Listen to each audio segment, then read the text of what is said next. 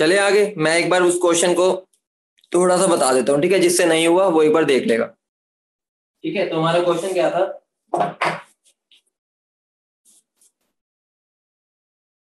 फटाफट इसको खत्म कर लेते हैं, ठीक है। जिनसे नहीं हुआ वो यहाँ पर देख लिया, जो कल नहीं आए थे। कुछ नहीं है, सिंपल सीक्वेंशियल रिएक्शन का था क्वेश्चन।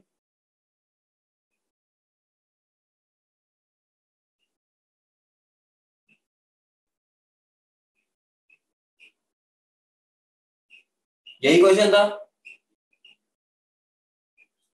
यही क्वेश्चन था।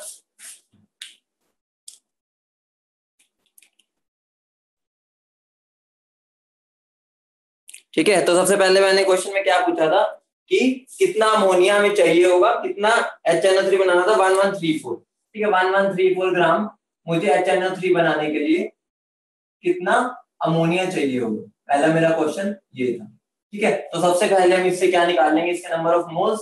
तो क्या आ जाएगा, 1134 डिवाइड बाय 63, तो वो अराउंड 18 आ जाएगा, ठीक है। तो बहुत सिंपल है। अब मुझे HNO3 कितना आ गया, 18 मोल्स। हम मेरे साथ साथ करेंगे जिन्होंने नहीं किया, ठीक है।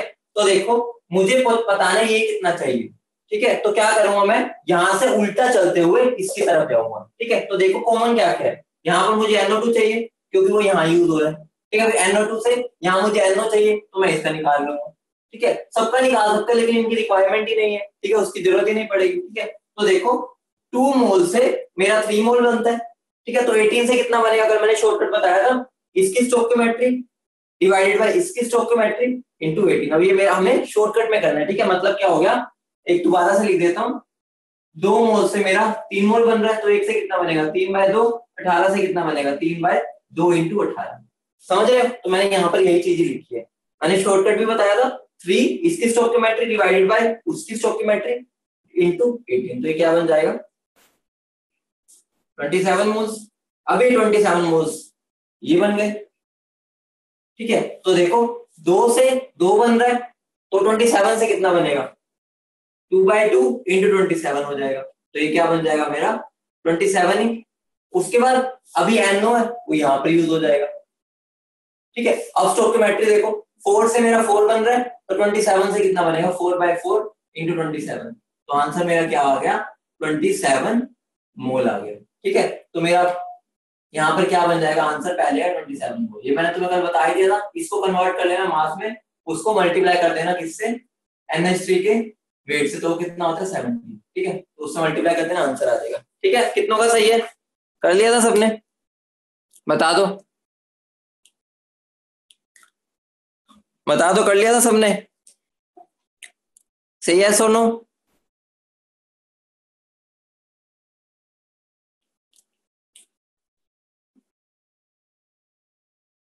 ठीक है बेटा, जो रिवीजन वाले भी हैं वो भी क्वेश्चन की प्रैक्टिस ऐसे कर सकते हैं, उन्हें ये नहीं है कि हमें तो आता है हम कर लेंगे अपने आप, तो उस रिवीजन उस अप्रोच से चलोगे तो कुछ में नहीं होगा, फिर रिवीजन में आने का कोई फायदा नहीं है, ठीक है। अभी हम पैरेलल रिएक्शन में चलेंगे, अभी मैं कल वाला करवा रहा हूँ, ठीक है। जो मैंने कल क्वेश्चन दिया था, अगला क्वेश्चन क्या था, इसी का अगला पार्ट क्या था मेरा,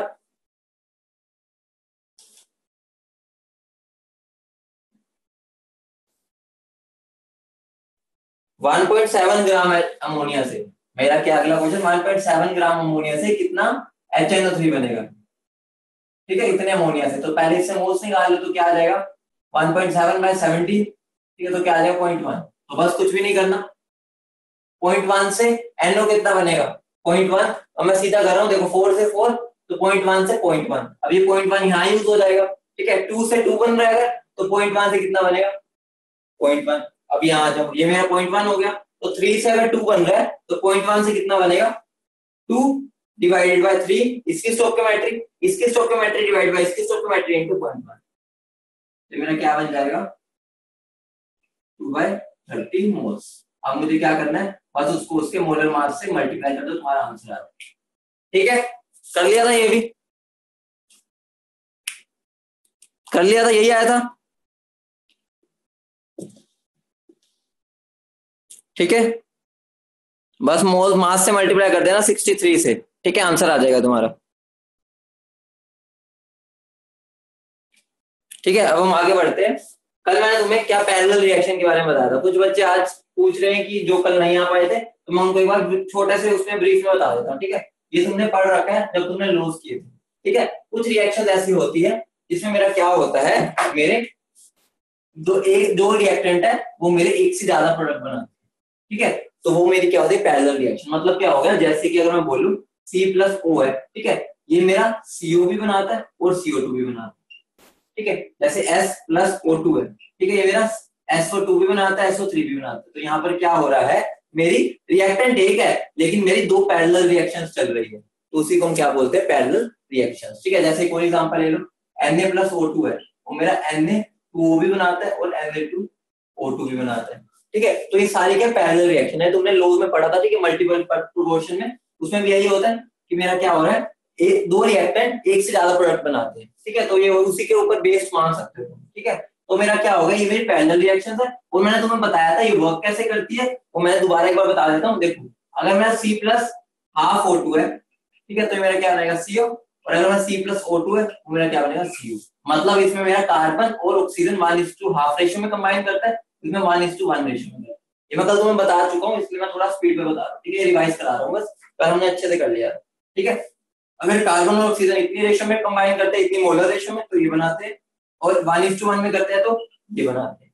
ठीक है, और फिर मैंने क्या बताया था, इसको हम हाइपोथेटिकली ऐसे भी सोच सकते हैं कि carbon plus half O2 gives CO बनाता है, फिर ये जो CO है वो हाफ O2 के साथ कंबाइन करके आगे CO2 बना रहे हैं।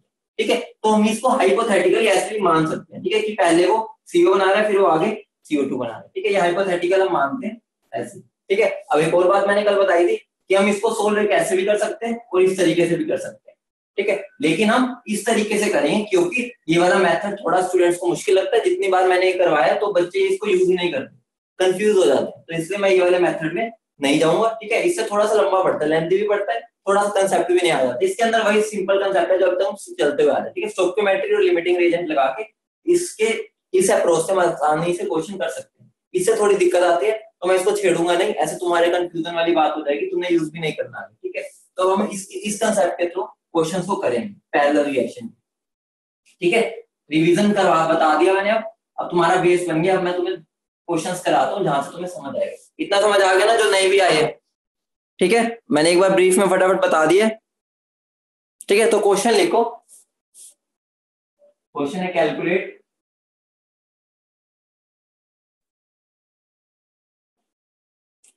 the final composition. Calculate the final composition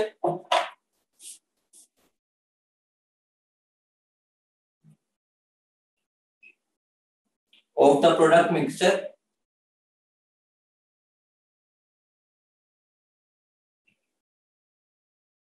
if 96 gram oxygen O2 reacts with, सबसे पहला है 84 ग्राम कार्बन, दूसरा है 24 ग्राम कार्बन और तीसरा है 48 ग्राम कार्बन। ठीक है, तीन पार्ट्स है, तीनों को अगर हमने कर लिया ये कंसेप्ट बिल्कुल क्लियर हो जाएगा, क्रिस्टल क्लियर हो जाएगा। ठीक है, बिल्कुल पानी की तरह साफ हो जाएगा ये कंसेप्ट। ठीक है, तो क्वेश्चन लिखो फिर मैं समझाता हूँ। ठीक है, लिख लिया क्वेश्चन, साथ साथ मेरे करेंगे जैसे मैं कर रहा हूँ। ठीक है, लिख लिया। ठीक है, तो सबसे पहले हम फर्स्ट पार्ट करते हैं। ठीक है, तो फर्स्ट पार्ट मेरा क्या है, 84 ग्राम कार्बन। ठीक है, तो मेरा अगर 84 ग्राम कार्बन है तो मैं उसको क्या लिख सकता हूँ, इसको मैं लिख सकता हूँ 84/12, तो ये क्या बन जाएगा 7 मोल्स। ठीक है, और मेरा ऑक्सीजन कितना गिवन है, O2 मेरा कितना है 96 ग्राम, तो मैं इसको क्या बोल सकता हूँ 96/32 which is equal to 3 moles. ठीक है, इतना तो क्लियर है, बता दो क्लियर है इतना, सिंपल सा है, तो कुछ नहीं किया मैंने। ठीक है, तो अब देखो इधर ध्यान दो। अब मुझे क्या करना है, मुझे उसने पूछा final composition of product mixture. इस क्वेश्चन में कभी वो सीधा नहीं बताएगा कि तुम्हें क्या मिल रहा है, तुम्हें यहां से कुछ समझना पड़ेगा। जो मेरा कार्बन होता है और ऑक्सीजन होता है, ठीक है, वो क्या CO भी बना सकता है और CO2 भी बना सकता है। ऐसा तो है नहीं, उसने बताया तो है नहीं वो किस मोलर रेशियो में कंबाइन कर रहे हैं। तो हम अपना नॉर्मल रिएक्शन चलाएंगे। ठीक है, तो मैं क्या सबसे पहले लिखूंगा carbon plus half O2 with CO। ठीक है, इतना समझ रहे हो? ये दोनों मिलके मेरा CO बना रहे हैं। ठीक है, और उसके बाद मेरा क्या, उसके बाद मेरा CO प्लस हाफ O2 मेरा क्या बनाएगा, CO2। ठीक है, ऐसे प्रोसेस होगी रिएक्शन होगी, मैं तो बता रहा ऐसे प्रोसीड होगी। पहले कार्बन हाफ O2 के साथ CO बनाएगा, फिर वो CO हाफ O2 के साथ CO2 बनाएगा। इतना क्लियर है? नॉर्मल सी बात है, हमारा क्या है, ये दोनों रिएक्ट कर रहे हैं तो रिएक्शन तो यही होती है। ठीक है, इतना क्लियर है? बता दो। ठीक है, तो अभी तक ध्यान दो। अब देखो, मुझे उसने क्या दिया है, मुझे उसने बोला है कि ये मेरा 3 मोल है। ठीक है, ये मेरा 3 मोल है और कार्बन मेरा कितना 7 मोल है। तो एक बात याद करो, जब मैंने बताई थी, क्या बताया था, जब भी तुम्हारे रिएक्टेंट में दोनों की मतलब गिवन वेट गिवन हो, मतलब कि उन्होंने बता दी कि इनिशियली मैंने कितने मोल्स लिए, तो हम कौन सा कंसेप्ट लगाते हैं, बताओ एक बार। अगर मुझे दोनों रिएक्टेंट का अमाउंट गिवन हो तो मैं कौन सा कंसेप्ट लगाऊंगा, बोलो। Limiting reagent. बहुत बढ़िया गरिमा, तो मैं यहाँ पर कौन सा कंसेप्ट लगाऊंगा, लिमिटिंग रिएजेंट का। ठीक है, ये सारी चीजें हम बिल्ड करते हुए चल रहे थे अभी तक, अब वो अप्लाई करनी है, बस कुछ नया नहीं कराऊंगा आज मैं। ठीक है, तो यहाँ पर देखो, लिमिटिंग रिएजेंट मुझे पहचानना है, इसका लिमिट, इसकी मैं अगर निकालूंगा, जो मैंने तुम्हें वो ट्रिक बताई थी, वो क्या थी, 7 डिवाइड बाय 1, 7 आ जाएगा इसका। ठीक है, इसका क्या आ जाएगा, 3 डिवाइड बाय हाफ, तो ये क्या आ जाएगा, 6। ठीक है, तो लिमिटिंग रिएजेंट इसके अंदर मेरा कौन सा हो गया, तो लिमिटिंग रिएजेंट मेरा हो गया O2। ठीक है, अब ये मेरा क्या होगा, लिमिटिंग रिएजेंट। ठीक है, लिमिटिंग रिएजेंट पहचानना सिखा रखा है, उसके गिवन मोल से उसके स्टोइकोमेट्रिक को डिवाइड कर दो, तो 3 डिवाइडेड बाय हाफ करूंगा तो मेरे 6 आ जाएगा, और 7 डिवाइडेड बाय 1 करूंगा तो मेरा 7 आ जाएगा। अब मैं लिमिटिंग रिएजेंट ये हो गया। अब मुझे इसके हिसाब से रिएक्शन चलेगी, मतलब ये क्या होगा, स्वीट हो गया। अब इसके हिसाब से मेरी रिएक्शन कंट्रोल होगी। देखो, तो मैं इसको कैसे कंट्रोल करूंगा, एक बार मैं तुम्हें साइड पे लिख के दिखा देता हूँ, फिर हम ओरली भी करेंगे इसको। ठीक है, मेरा हाफ ऑक्सीजन 1 मोल कार्बन से रिएक्ट करता है। ठीक है, हाफ ऑक्सीजन 1 मोल कार्बन से रिएक्ट करता है। ठीक है, दिख ही रहा है तुम्हें। ठीक है, तो मेरा 1 मोल ऑक्सीजन कितने से करेगा, 1/2, तो ये मेरा क्या बन जाएगा, 2 बन जाएगा, इसको मैं 2 लिख सकता हूँ। ठीक है, और मेरा 3 मोल O2 किसके साथ करेगा, 2 × 3, तो मेरा क्या आ गया, 6 मोल।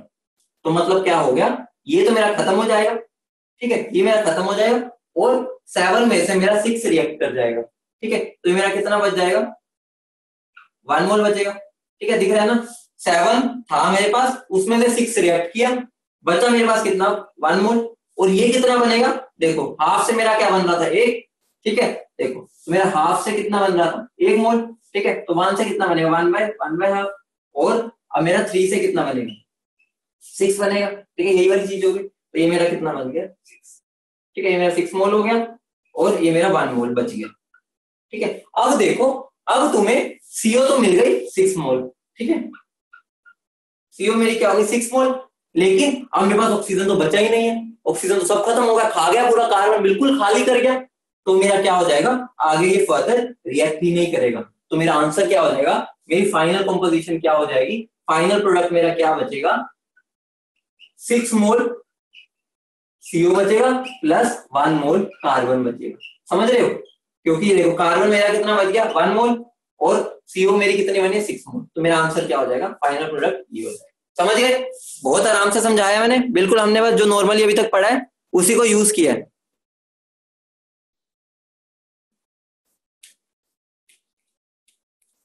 दोबारा रिपीट कर देता हूं, बाकी लगभग थोड़ा बहुत समझ तो आया होगा क्या किया हमने।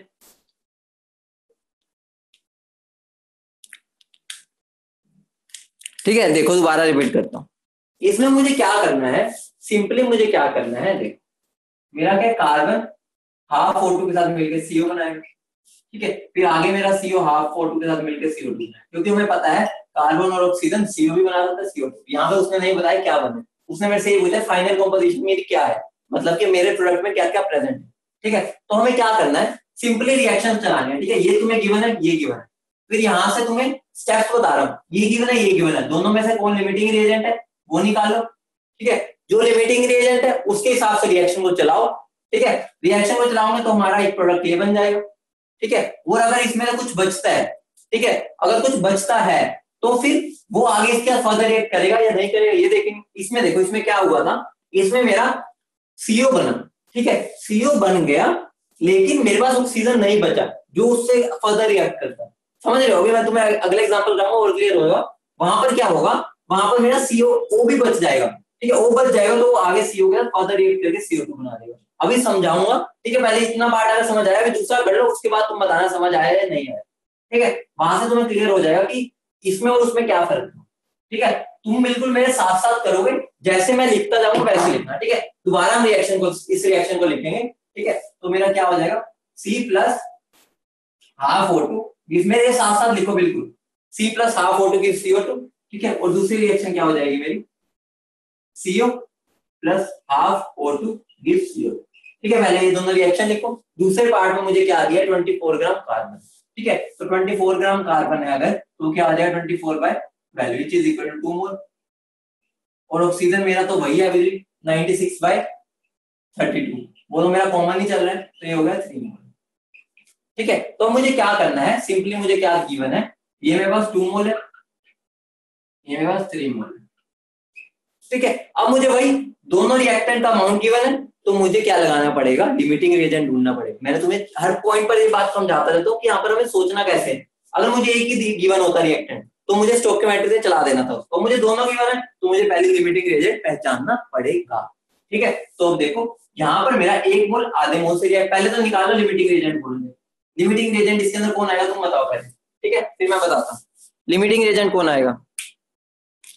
बेटा जस्टिन अभी वही समझ आ जाएगा, बचा या नहीं बचा, टेंशन ना लो, वही तो बता रहा हूं, जब तुम दोनों क्वेश्चन कर लोगे तो तुम्हें अपने आप समझ आ जाएगा, ठीक है। इस क्वेश्चन के अंदर ये पूरा कंसेप्ट क्लियर हो जाएगा, बिल्कुल क्रिस्टल क्लियर। अभी तो मैंने एक पार्ट कराया 1/3, अभी तुम ये भी करोगे, उसके बाद थर्ड पार्ट करोगे तो तुम्हारा क्रिस्टल क्लियर हो जाएगा, ठीक है। तो देखो लिमिटिंग रिएजेंट अगर मैं निकालूंगा इसमें से, तो मेरा क्या आ जाएगा 2 डिवाइड बाय 1, तो क्या आ गया 2, इसका क्या आ जाएगा 3 डिवाइड बाय हाफ, तो ये क्या आ जाएगा 6, तो मेरा लिमिटिंग रिएजेंट इसमें कौन हो जाएगा, कार्बन, तो मेरा कार्बन क्या हो गया लिमिटिंग रिएजेंट। इतना स्टेप समझ आ गया, ठीक है, क्योंकि हमें पता था दोनों रिएक्टेंट गिवन है, तो हमें ढूंढना पड़ेगा कौन लिमिटिंग रिएजेंट, ठीक है। उसके बाद अब मेरी रिएक्शन इसके साथ चलेगी, और कार्बन क्या बन गया सेट, इधर मेरा सेट कौन बना था ऑक्सीजन, क्योंकि वो लिमिटिंग रिएजेंट था, ठीक है। तो मैं इसके हिसाब से रिएक्शन चलाऊंगा, ठीक है। अब देखो मेरा साइड में दोबारा छोटा छोटा सा कर देता हूँ, ठीक है, तुम प्रैक्टिस करो इसकी, फिर तुम्हें ओरली भी ये चीज हो जाएगी, ठीक है। अब देखो मेरा 2 mole carbon half mole O2 के साथ रिएक्ट करता है,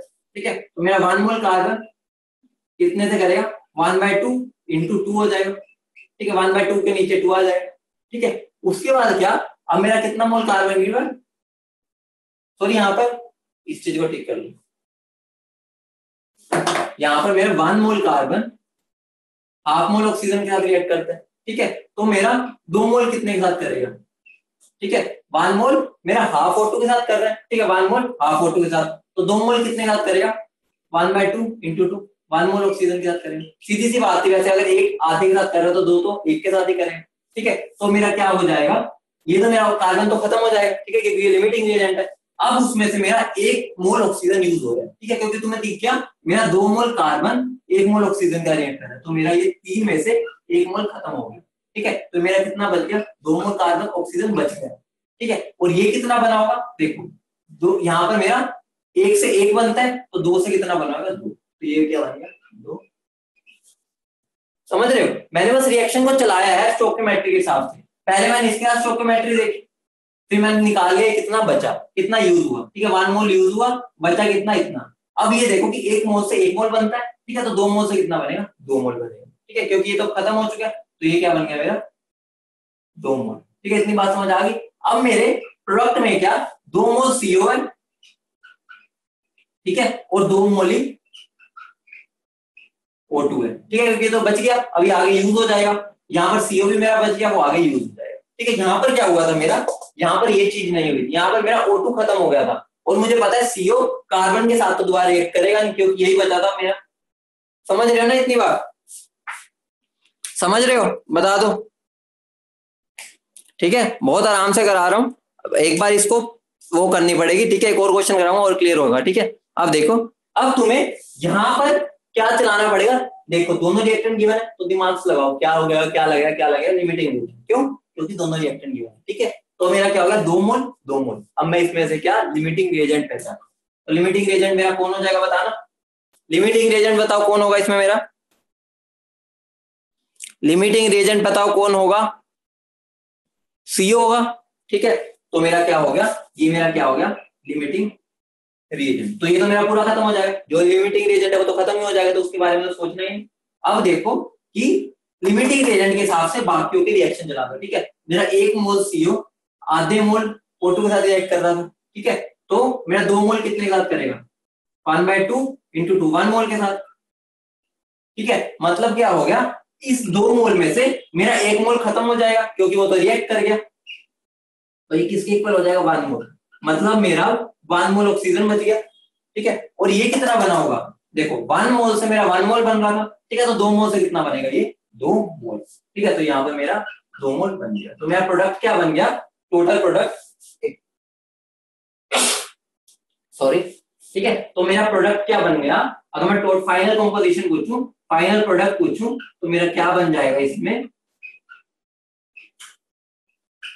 1 मोल तो मेरा ऑक्सीजन बचेगा, ठीक है, और 2 मोल CO2 बचेगा। अब कई बच्चे सोचेंगे सर O2 बच गया, आगे और उसको रिएक्ट करा दो, CO2 आगे O2 के साथ रिएक्ट करके कुछ नहीं करता, ठीक है। जो रिएक्ट कर सकते हैं वो रिएक्ट कर जाएंगे। जैसे इस पहले केस में मेरा क्या CO बच गया था और O2, तो मुझे पता है CO और O2 दोबारा मिलकर CO2 बना सकते हैं। अब ये नहीं है CO2 दोबारा O2 के साथ मिलकर CO3 बना देगा, वो नहीं होता, ठीक है। तो मतलब बस CO और O मिलकर ये दोनों ही बनाते हैं, ठीक है। तो इतना तो तुम्हें समझ आ ही जाएगा जैसे जैसे तुम प्रैक्टिस करो, ठीक है। तो मेरा इसका आंसर क्या आ गया, इस पार्ट का, पहले पार्ट का आंसर क्या आया था, ठीक है। थोड़ा डिफरेंस समझ आया दोनों क्वेश्चंस में, दोनों पार्ट्स में, बहुत सिंपल है बेटा।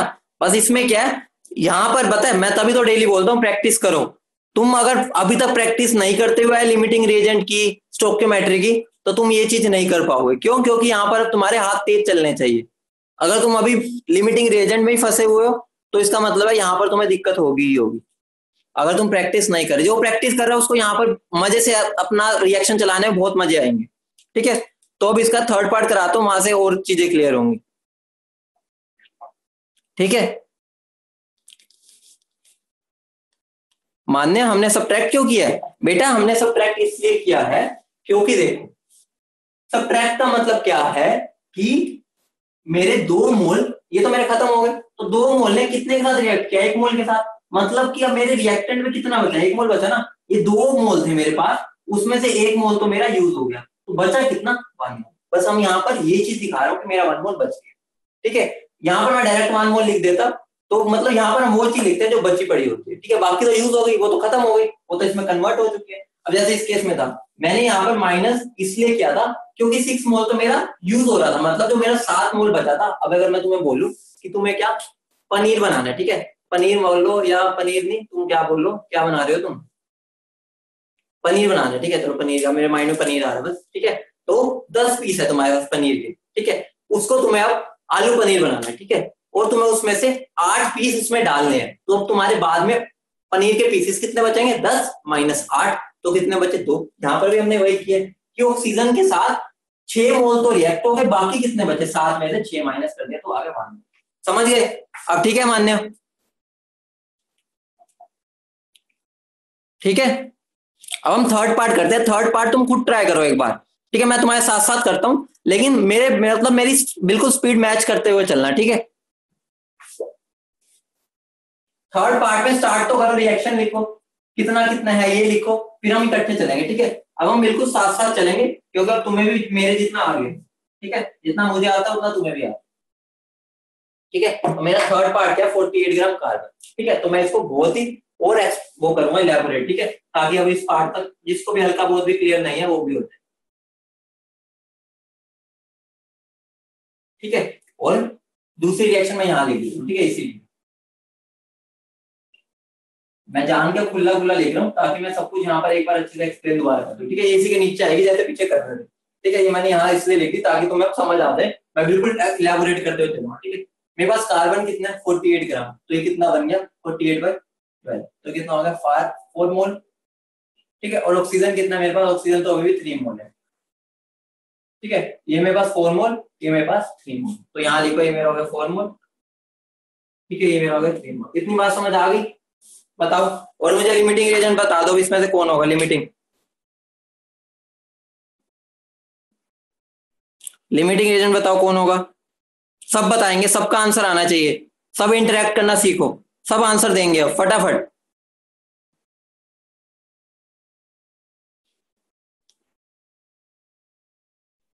जो O2 बोल रहे हैं वो थोड़ा सा कहीं गलती कर रहे हैं। सोचो एक बार, कई बच्चे O2 बोल रहे हैं। देखो, मुझे लिमिटिंग रीजन निकालना है तो मैं तुम्हें तो 50 बार करा चुका हूँ। लिमिटिंग रीजन के लिए क्या होता है, ये मोल डिवाइड बाय स्टोइकियोमेट्री। तो अगर मैं इसका आंसर करूंगा तो 4 आएगा कार्बन के लिए। O2 के लिए क्या आएगा, 3 डिवाइड बाय हाफ, तो आ जाएगा 6। तो छोटा कौन है, कार्बन या O2? कार्बन है, तो मेरा कार्बन क्या हो जाएगा, लिमिटिंग रीजन। ठीक है, जिन्होंने O2 बोला था समझ गए, जिन्होंने O2 बोला था वो समझ गए, बता दो। कार्बन क्यों होगा, समझ गए, बोलो बोलो।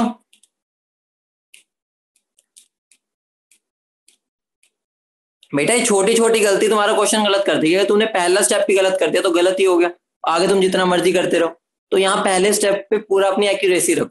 बेटा कुछ भी नहीं किया मैंने, मैंने तुम्हें लिमिटिंग रीजन निकालना सिखा रखा है। जिनको भी डाउट आ रहा है इसका मतलब वो कुछ नहीं पढ़ रहे, वो बस यहाँ से जाने के बाद नोटबुक बंद और बस खत्म। अब उनका ऐसा कबाड़ा हो जाएगा, जिन्होंने अभी तो कुछ नहीं किया, अगर वो अगले थोड़े दिन तक और यही चीज कंटिन्यू रखी तो उनका मोल कंसेप्ट साफ है। मोल कंसेप्ट साफ है तो तुम्हारी पूरी फिजिकल केमिस्ट्री साफ है।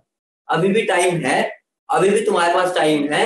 वीकेंड आ रहा है, वीकेंड पर इनके क्वेश्चंस करो, पहले थ्योरी को रिवाइज करो। जो थ्योरी में मैंने क्वेश्चंस करवाए हैं उनको अपने हाथों से करो। ठीक है, सबसे पहला स्टेप बनता ही यही है कि मैंने जो क्लास में किया है उसको मैं अपने आप क्लास के बाद अपनी नोटबुक में रफ में दोबारा से सोल्व करूं बिना देखे।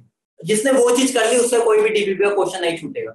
जो बस क्लास में पढ़ने के बाद बस जाके नोटबुक बंद, अपना सो जाओ, अगली क्लास में दोबारा खोल लो, फिर दोबारा बंद, उनका बेड़ा गर्क ही होगा। ठीक है, तो लिमिटिंग एजेंट तो इतना बेसिक कंसेप्ट है, अगर इसमें तुम दिक्कत आ रही है अभी तो फिर तुम्हें यही दिक्कत है कि तुम अभी तक पढ़ना स्टार्ट नहीं किया। ठीक है, तो पढ़ना स्टार्ट कर दो, अभी टाइम नहीं निकला हाथ से। ठीक है, अगर थोड़े टाइम बाद करोगे तो तुम्हारे हाथ से टाइम निकल जाएगा। ठीक है, तो अब देखो कैसे निकालते, दोबारा बता रहा हूँ। 4 डिवाइडेड बाय 1, ठीक है, मोल्स डिवाइड बाय स्टोइकियोमेट्री करते हैं दोनों की, जिसकी वैल्यू छोटी आती है वो लिमिटिंग रीजन। तो यहाँ 3 डिवाइड बाय हाफ का हो जाता है 6, यहाँ 4, तो मेरा ये क्या हो जाएगा, लिमिटिंग रीजन। अब लिमिटिंग रीजन के हिसाब से रिएक्शन चलाओ। ठीक है, मतलब क्या हो गया, 1 मोल कार्बन से मेरा आधा मोल O2 रिएक्ट करते हैं।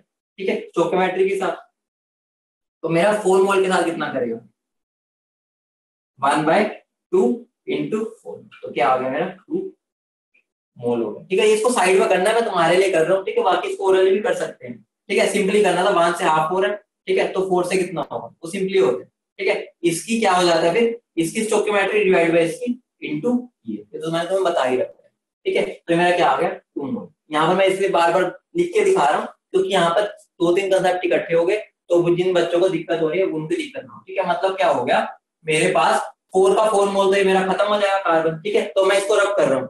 ठीक है, तो मेरा क्या हो गया, 4 मोल तो मेरा कार्बन खत्म हो गया। ये मेरा कितना यूज हुआ, 2 मोल, तो मेरे पास 3 टोटल मोल था, उसमें 2 मोल तो मेरा यूज हो गया, तो मेरा कितना बच गया 1 मोल। समझ रहे हो, ठीक है, इतना समझ गए, बता दो। और मेरा सीओ कितना बना, ठीक है, तो सीओ के लिए हम थोड़ा सा माइंड में करेंगे। ठीक है, 1 से मेरा 1 का बनता है, तो 4 से कितना बनेगा 4, तो ये मेरा कितना बन गया 4। ठीक है, तो मेरा यहाँ पर क्या बचा, O2 मेरा 1 बन गया और CO कितना बन गया 4। इतना समझ गए, ठीक है। ठीक है, तो ये जो माइंड में, इसको माइंड में करना सीखो। ठीक है, तो माइंड में मैंने तुम्हें करना सिखा भी रखा है, तो वो बहुत ही हेल्पफुल रहेगा। ठीक है, ये खत्म हो गया, ये कितना होगा देखो 1 से हाफ। ठीक है, तो 4 से कितना होगा, मैंने तुम्हें बताया था, इसकी स्टोइकियोमेट्री डिवाइड बाय इसकी, मतलब 1 से डिवाइड क्या करना इनटू जिसके बारे में पूछे, तो क्या हो जाएगा, तो मेरा 2 आ गया। ठीक है, तो मतलब क्या हो गया, यहाँ पर मैं डायरेक्टली लिखूंगा 3 - 2, ठीक है, इज इक्वल टू 1 मोल। और ये कितना बना 4 मोल।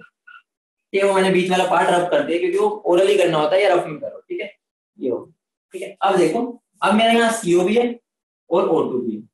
ठीक है, ये तो मेरा खत्म हो चुका है। अब एक बात बताओ, CO और O2 हमारा रिएक्ट करता है फर्दर से, यस और नो, बताओ। CO और O2 रिएक्ट करता है मेरा, करता है, बहुत बढ़िया। तो मेरा ये कितना हो गया 4 मोल, और ये कितना हो गया मेरा 1 मोल।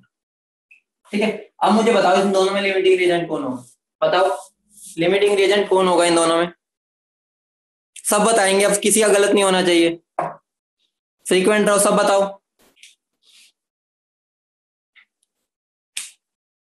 बहुत बढ़िया रिया, इस बार गलती नहीं की। ठीक है, तो यहाँ पर मेरा लिमिटिंग रिएजेंट कौन हो जाएगा अब? O2। ठीक है, ये मेरा क्या हो गया लिमिटिंग रिएजेंट। ठीक है, तो मैं इसके हिसाब से रिएक्शन चलाऊंगा। ठीक है, तो मतलब क्या हो गया मेरा हाफ मोल 1 मोल से रिएक्ट करता है। ठीक है, तो मेरा 1 मोल कितने से करेगा? हाफ मोल मेरा कर रहा है 1 मोल से, तो 1 मोल कितने से करेगा? 2 मोल से। ठीक है, तो मतलब क्या हो गया यहाँ पर मेरा क्या होगा, ये खत्म हो जाएगा। ठीक है, ये कितना बचेगा? 4 - 2, क्योंकि 2 तो रिएक्ट कर गया, 2 मोल ये बच जाएगा। और ये कितना बनेगा? हाफ से मेरा बनता है 1, तो 1 से कितना बनेगा? 2। तो ये मेरा क्या बन जाएगा? तो मेरा आंसर क्या हो गया? फाइनल प्रोडक्ट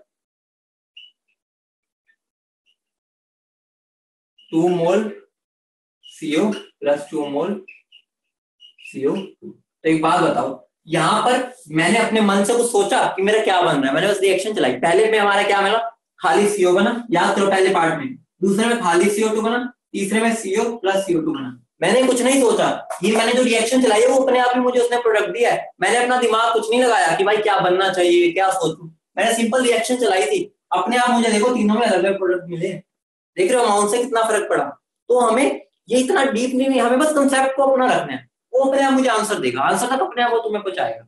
ठीक है, बता दो, बड़े आगे। अब क्वेश्चन दो, तुम्हें करोगे? बताओ क्वेश्चन करोगे? 1-2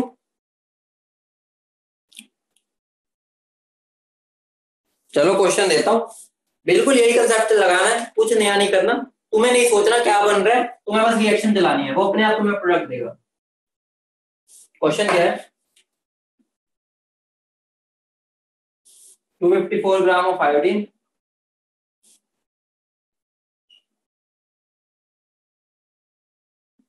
एंड 14.2, ये 25.4 है और ये 14.2 ग्राम। ठीक है, एंड 14.2 ग्राम of Cl2 are made to react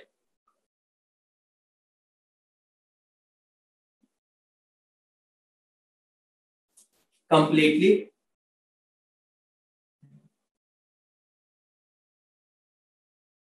to yield a mixture। क्वेश्चन को समझना सीखो। to yield a mixture of ICl and ICl3, calculate the number of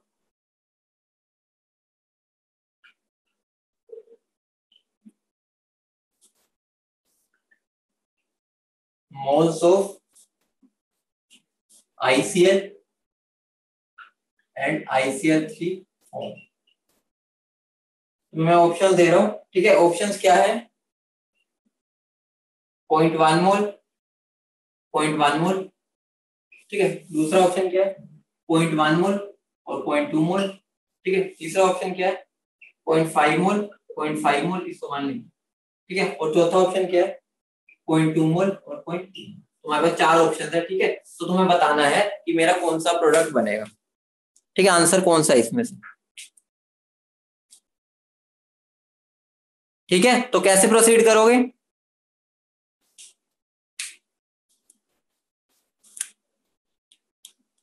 ठीक है, तो मैं तुम्हारी थोड़ी सी हेल्प कर देता हूँ इसमें। ठीक है, क्योंकि अभी एक और क्वेश्चन है, तीसरा क्वेश्चन तुम कर देना। ठीक है, तो देखो सबसे पहले मुझे उसने बोला आयोडीन और Cl2 मिला के मुझे क्या दे रहा है? ICl और ICl। तो मुझे क्या करना है? देखो मेरा I2, कोई इसको I ना लिखते ना, तुम्हें पता है जो आयोडीन होती है वो I2 की फॉर्म में ही एग्जिस्ट करती है। जैसे O2 है, कभी तुम O लिखते हो तो आयोडीन भी I2 plus Cl2 giving ICl। पहले फिर इसको बैलेंस करो, यहाँ दो यहाँ दो। ठीक है, उसके बाद क्या हो जाएगा मेरा? ये ICl दोबारा Cl2 रिएक्ट करके क्या बना देगा? ICl3। ठीक है, तो उसने यही चीज पूछी थी, ICl बना और ICl3 बना, तो मैंने 2 इक्वेशंस लिख दी। ठीक है, समझ गए? बताओ, रिएक्शन लिखना आ गया? बोलो। तो मुझे क्या करना है? देखो मुझे क्या गिवन है? 225.4 ग्राम। तो आयोडीन का मेरा वेट कितना होता है? 254 ही होता है। ठीक है, 127 होता है। तो मेरा कितना बन गया 0.1 ग्राम 0.1 मोल सॉरी। और Cl2 का कितना है 142 डिवाइड बाय 71, तो ये क्या होगा पॉइंट। ठीक है, तो आईडी मेरा कितना होगा 0.1, ये कितना होगा 0.2। अब तुम मुझे बताओ इसमें दोनों में लिमिटिंग रिएजेंट कौन है, लिमिटिंग रिएजेंट बताओ कौन है, tell me which one is the limiting reagent, बताओ। सब बोलेंगे, सबका आंसर आना चाहिए। बहुत बढ़िया, चलो सीख गए रिया आप भी। ठीक है, तो इसमें लिमिटिंग रिएजेंट मेरा कौन हो जाएगा I2।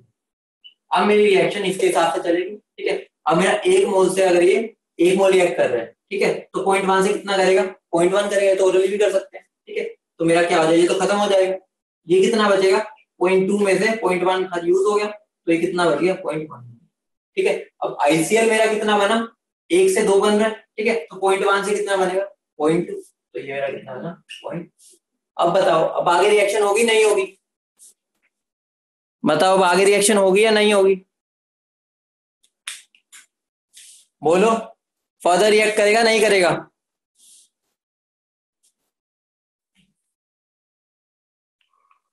क्यों करेगा, क्यों करेगा, क्योंकि अब मेरे पास ये भी प्रेजेंट है और ये भी प्रेजेंट है, और मुझे फर्दर रिएक्ट कराने की ये दोनों चीजें तो चाहिए। तो मेरा क्या हो गया ICL मेरे पास कितना हो गया 0.2 और Cl2 कितना हो गया 0.1। अब इन दोनों में लिमिटिंग रिएजेंट बताओ कौन है, इन दोनों में लिमिटिंग रिएजेंट कौन है,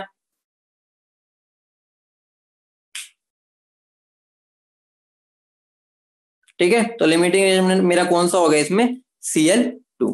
तो मेरा इसमें कौन लिमिटिंग एजेंट हो गया,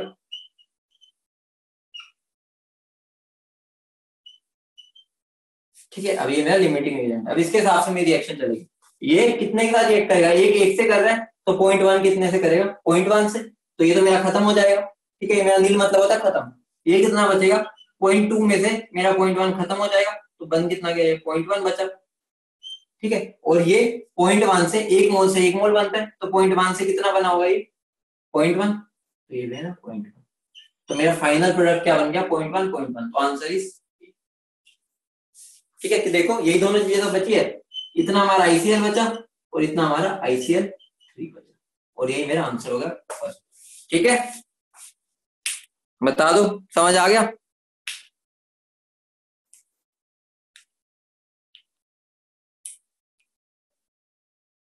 कोई दिक्कत तो नहीं, मैंने आधा पौना घंटा इसी चीज में लगा दिया। ठीक है, तो हमें इस पर ध्यान देना है, मैंने बहुत बारीकी से समझाया है, तो बिल्कुल उसी तरह से करना जो मैं आज करा रहा हूं क्वेश्चन, क्लास ओवर होने के बाद उसको अपने हाथों से भी करना है। ठीक है, ठीक है, बढ़िया। आगे एक क्वेश्चन देता हूं तुम्हें, घर से करके मुझे सेंड करना है, दूं क्वेश्चन, जल्दी बोलो।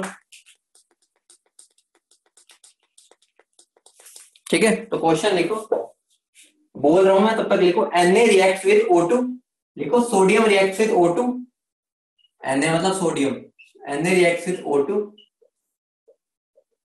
To give Na2 and Na2O2। ठीक है,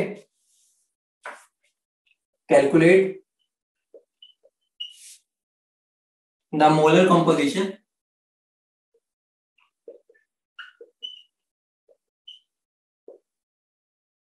of the product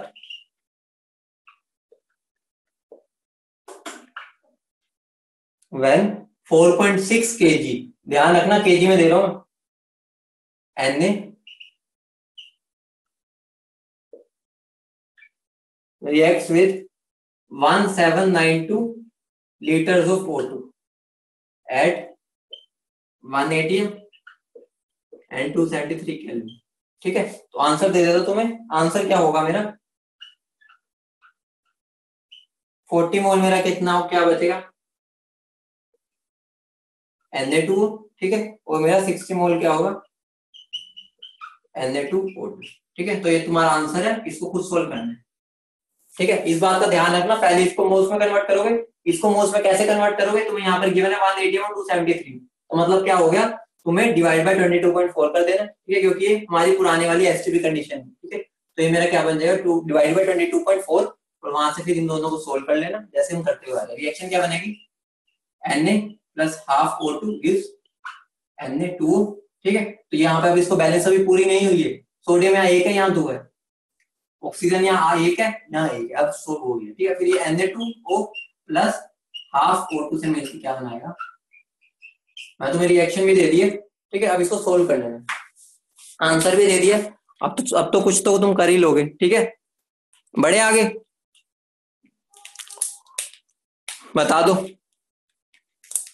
इस क्वेश्चन को सोल्व कर लेना और मुझे सोल्व करके भेजना है, सबने भेजना है, जो रिवाइज कर रहे हैं वो भी भेजेंगे। ठीक है, रिवीजन का असली मतलब यही होता है, क्वेश्चन की प्रैक्टिस होगी जो मुझे करने हैं। रिवीजन मतलब ये नहीं है बस क्लास में आके मूवी की तरह देखना है। ठीक है, तो अब आगे देखो, अगली चीज क्या आती है, स्टार्ट करेंगे कंसंट्रेशन टर्म्स। ठीक है, हेडिंग डालो कंसंट्रेशन टर्म्स।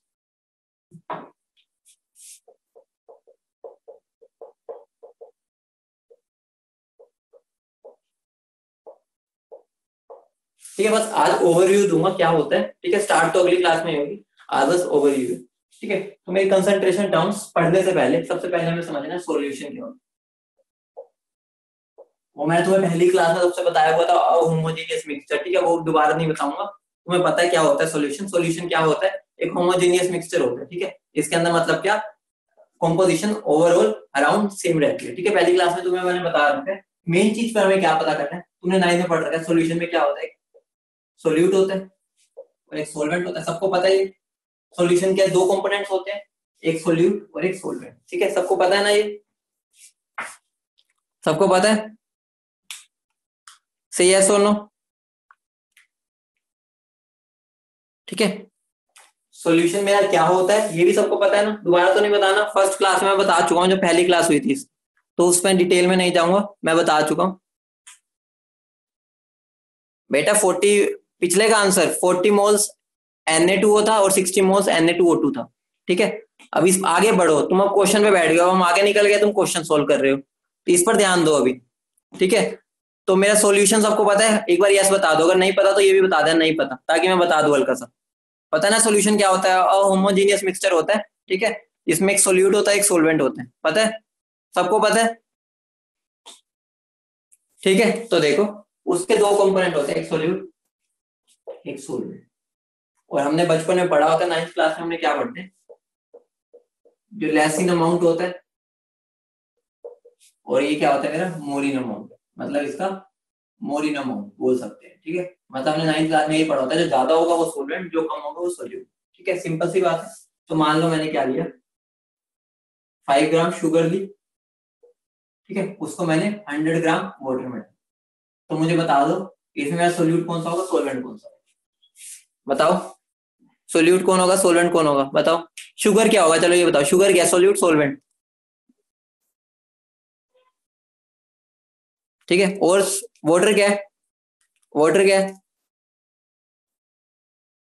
ठीक है, तो मेरा ये क्या हो गया, सोल्यूट, ये क्या हो गया मेरा सोलवेंट। बढ़िया, बहुत बढ़िया, सबको आता है। चलो आगे, अब मैं मान लो 50 ग्राम शुगर ले रहा हूँ प्लस 100 ग्राम वाटर ले रहा हूँ। अब बता दो सोल्यूट क्या है, सोलवेंट कौन सा, ध्यान से आंसर देना, मैं तुमसे पूछ रहा हूँ। 50 ग्राम शुगर है, 100 ग्राम वाटर, अब सोल्यूट कौन सा है, मतलब शुगर क्या है ये बता दो, शुगर क्या है, और सोलवेंट और वाटर क्या है।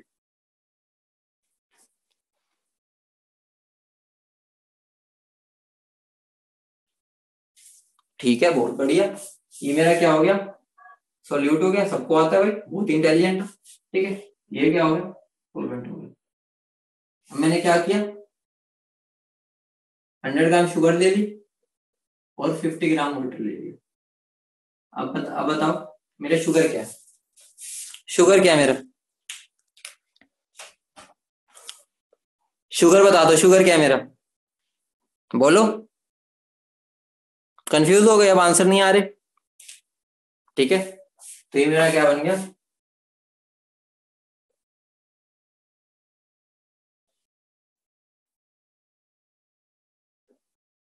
ठीक है, ये मेरा सोलवेंट हो गया, ये सोल्यूट हो गया। लेकिन एक बात बताओ, तुम्हें ये डाइजेस्ट हो रहा है? तुमने कभी ऐसे बोला है कि मैं मम्मा मैं ना चीनी के अंदर पानी मिला रहा हूँ, यही बोलते हैं, पानी के अंदर मैं चीनी मिला रहा हूँ, यही बोलते हैं। कभी बोला है मम्मी मैं ना चीनी के अंदर ना पागो कर रहा हूँ, ठीक है। जब भी हम किसी में डिजोल्व करते हैं ऐसा तो है नहीं कि पानी चीनी में डालते हैं, ठीक है, हम पानी के अंदर चीनी डालते हैं, यही होता है। तो मतलब ये चीज कुछ हजम नहीं हो रही। हजम क्यों नहीं हो रही?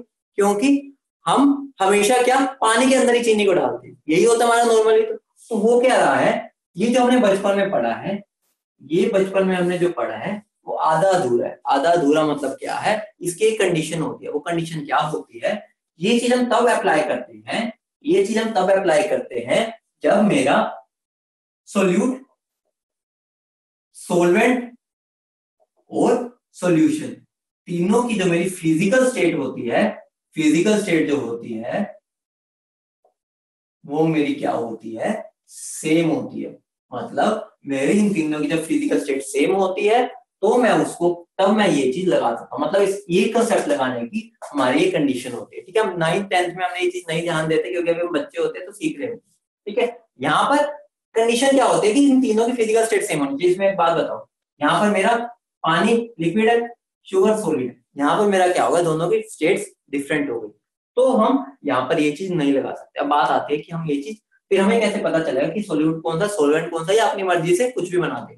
तो आंसर है कि अगर फिजिकल स्टेट सेम है तो हम फिर ये चीज लगा सकते हैं, ठीक है।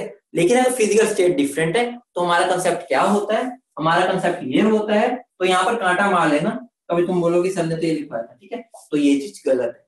यहाँ पर हमें कंसेप्ट एक्चुअली में क्या लगाना होता है वो आइए देखते हैं। कंसेप्ट ये होता है कि जोन सा, मान लो एंड में मेरी जो फाइनल स्टेट बन रही है, ठीक है, मतलब मैंने एक सोल्यूट लिया, या मान लो मैंने क्या लिया, इसी से एग्जांपल ले लेता हूँ, शुगर लिया, ठीक है, प्लस वाटर लिया था, ठीक है। एंड में एक बात बताओ, वाटर की स्टेट क्या है मेरी, लिक्विड है, शुगर क्या है मेरी, सॉलिड। एक बात बताओ, एंड में जो मेरा सॉल्यूशन मिलता है, ठीक है, जो सॉल्यूशन मिलता है मुझे एंड में, उसकी स्टेट क्या होती है, सॉलिड होती है, लिक्विड होती है, ठीक है। तो एंड में मुझे पता है वो लिक्विड मिलता है, तो इसका मतलब क्या हो गया, मेरा सोलवेंट वो होता है जिसकी फिजिकल स्टेट लास्ट में जो मेरा सॉल्यूशन है उससे मैच हो रही होती है। तो यहाँ पर देखो ये मेरा लिक्विड है, ये मेरा लिक्विड है, तो मेरा इसका मतलब क्या हो गया, मेरा सोलवेंट क्या होगा, वाटर। चाहे मैं 100 ग्राम शुगर ले रहा हूँ और 50 ग्राम वाटर ले रहा हूँ, मतलब मैंने क्या किया, मेरा 50 ग्राम वाटर है, ठीक है, उसके अंदर मैंने 100 ग्राम शुगर डाल दी। इसका मतलब तुम्हारे माइंड में आ रहा होगा कि सर ये सारी मिक्स थोड़ी होती है, तो हम सारी मिक्स हमें लेना भी नहीं है। जोन सी शुगर इसके अंदर डिजोल्व हो जाएगी, ठीक है, डिजोल्व हो जाएगी, सॉल्यूशन तो उसे ही बोलेंगे ना, जो डिजोल्व ही नहीं हो रही वो सॉल्यूशन क्या आएगा, ठीक है। सॉल्यूशन वही होता है जब किसी चीज को अंदर हम सोल्यूबल करते हैं, ठीक है। तो मान लो इसके अंदर हमने कितना स्टार्टिंग में लिया था, 50 ग्राम लिया था, ठीक है। मान लो इसके अंदर 50 ग्राम सोल्यूबल होगी, ठीक है, तो उस 50 ग्राम का जो हमारी फिजिकल स्टेट होगी वो तो तुम्हें पता ही है, वो क्या होगी, हमारी लिक्विड होगी। तो हमारी डेफिनेशन को क्या अब हमें क्या रिफाइन करना पड़ेगा। रिफाइन क्या हो गया कि जनरली हमारा यही होगा कि जिसका अमाउंट ज्यादा होगा, लेकिन वो कब एप्लीकेबल होगा, जब हमारी तीनों की फिजिकल स्टेट सेम होगी, ठीक है। लेकिन अगर फिजिकल स्टेट डिफरेंट हो गई तो अब हमारी क्या डेफिनेशन डिफाइन हो जाती है, मतलब जनरल, ज्यादा जनरल डेफिनेशन है वो यही है कि मेरा सोलवेंट वही होता है जो एंड में सॉल्यूशन जिसके जैसा दिखने लग जाता है, ठीक है। तो इतना बात समझ आ गई, मैं लिखवा दूं इसे, बताओ बताओ, ठीक है। तो अब अभी मैं तुम्हें कुछ लिखवा देता हूं, ठीक है, जो तुम्हारे लिए काम का होगा तो वो लिख लो।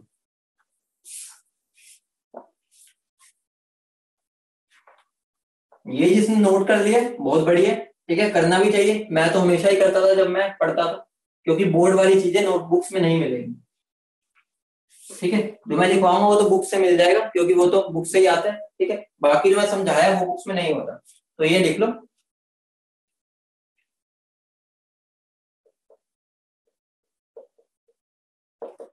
solvent is that component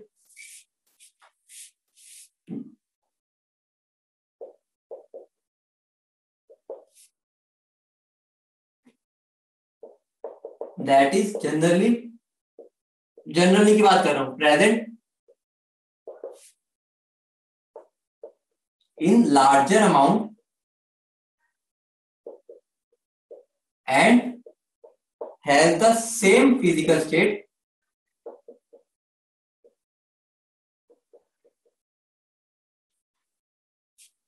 as that of the final solution. ठीक है, तो ये वाली बात मैंने यही बोली है कि जनरली वो लार्जर अमाउंट में ही होगा। ठीक है, लेकिन वैसे एक्चुअली में क्या है, जिसकी फिजिकल स्टेट सेम होती है as that of final solution. ठीक है, इतनी बात समझ गए? सही, यस और नो?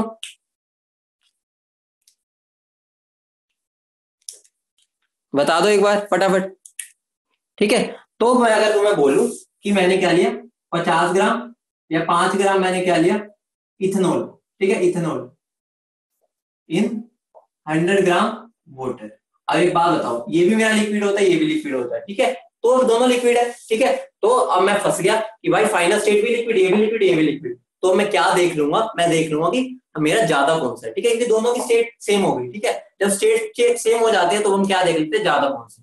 ठीक है, तो अब देखो 5 ग्राम ये, तो मेरा इसमें सोलवेंट क्या हो जाएगा, ये सोल्यूट क्या हो जाएगा, ये। ठीक है, उसके बाद क्या आता है, अगर मैं बात करता हूं, मैं उल्टा कर दूं, मैं क्या कर दूं 100 ग्राम इथेनॉल है और इन 5 ग्राम वाटर। अगर मैं इसको ऐसे लिख दूं तो मेरा क्या हो जाएगा, 100 ग्राम मेरा क्या हो जाएगा सोलवेंट, क्योंकि दोनों की स्टेट सेम होगी। ठीक है, तो मैं क्या देखूंगा कि ज्यादा कौन सा है। ठीक है, तो ये मेरा क्या होगा solvent। अब तुम्हारे माइंड में एक चीज आ रही होगी, सर अगर मैं ये भी 50 ग्राम इथेनॉल ले लूं और 50 ग्राम ही वाटर ले लूं, तो मैं बताऊं कि कौन सा सोल्यूट होगा कौन सा सोल्वेंट, बताना, तुम बता सकते हो सोल्यूट कौन होगा थर्ड में, इथेनॉल और वाटर में, अगर मैं दोनों 50-50 ले रहा हूं? जल्दी बोलो, टाइम जा रहा है, फटाफट।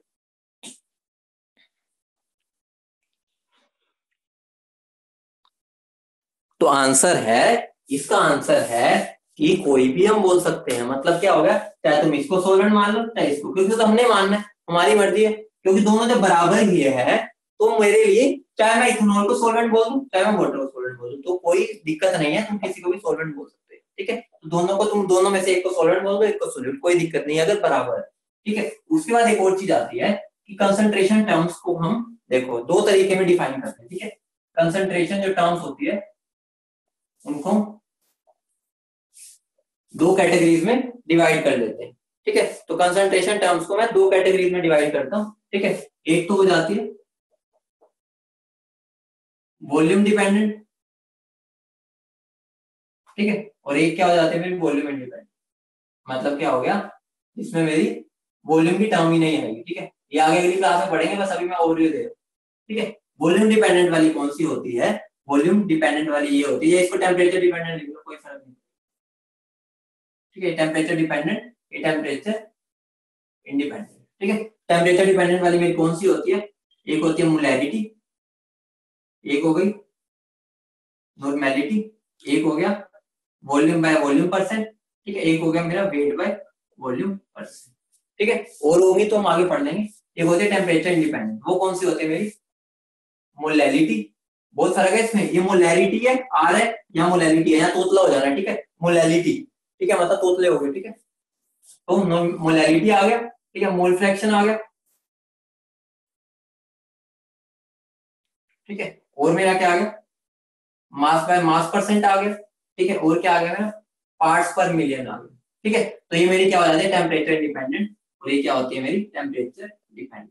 अब बात आ रही है हमने दोनों को डिस्टिंग्विश क्यों कर दिया, इसलिए किया है क्योंकि इस केस में मैं अगर टेम्परेचर चेंज करूंगा, ठीक है, टेम्परेचर चेंज करूंगा तो मेरी क्या हो जाती है, सबकी वैल्यूज बदल जाती है, क्योंकि इनके अंदर मेरी वॉल्यूम टर्म आती है, और तुम्हें साफ साफ पता है मेरी जो वॉल्यूम होती है वो टेम्परेचर पे डिपेंड करती है। ठीक है, मास डिपेंड नहीं करता, लेकिन मेरी वॉल्यूम टेम्परेचर डिपेंडेंट होती है। ठीक है, तो ये मेरी सारी टर्म्स के अंदर क्या होता है, वॉल्यूम वाली टर्म होती है।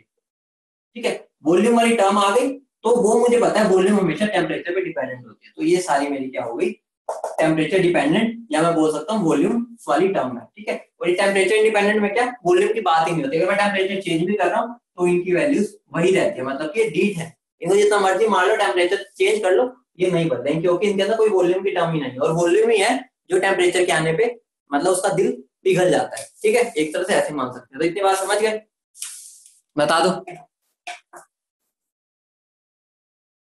ठीक है, बता दो। और एक और बात समझ लेना, ठीक है, एक और बात समझ लेना कि मेरा जो वेट ऑफ सॉल्यूशन होता है वो हमेशा क्या होता है, weight of solute plus weight of solvent के बराबर। ठीक है, सीधी सी बात है, मेरा सॉल्यूशन का जो वेट होगा, जितना मैंने सोल्यूट डाला जितना सोलवेंट डाला उसके बराबर हो। ठीक है, लेकिन जो मेरा वॉल्यूम ऑफ सॉल्यूशन होता है वो मेरा volume of solute plus volume of solvent के बराबर हमेशा नहीं होता। हो सकता है, ठीक है, ये मेरा तभी होगा जब मेरा सॉल्यूशन क्या होगा, आइडियल। आइडियल सॉल्यूशन क्या होता है वो तुम 12th में पढ़ते हो। बस आइडियल सॉल्यूशन ये समझ लो कि वो सर्वगुण संपन्न है। ठीक है, मतलब वो बिल्कुल सीधा सा है। ठीक है, मतलब वो टेढ़ा मेढ़ा नहीं है। तो अभी मैं तुम्हें आगे भी बताऊंगा वैसे, बस अब ये लिख लो कि वॉल्यूम ऑफ सॉल्यूशन हमेशा हो पॉसिबल नहीं है। ठीक है, अगर मेरा सॉल्यूशन आइडियल है तो ये मेरा इक्वल होगा, अगर मेरा सॉल्यूशन नॉन आइडियल है, नॉन आइडियल, ठीक है, नॉन आइडियल में मेरा क्या होगा, जो मेरा वॉल्यूम ऑफ सॉल्यूशन होगा वो इक्वल नहीं होगा volume of solute plus volume of सोल्वेंट। ठीक है, बताऊंगा आइडियल नॉन आइडियल क्या होता है। ठीक है, हल्का सा बता दूंगा, लेकिन अभी बस ये चीज लिख लो, बाकी अगली क्लास में स्टार्ट करेंगे। ठीक है, समझ गए।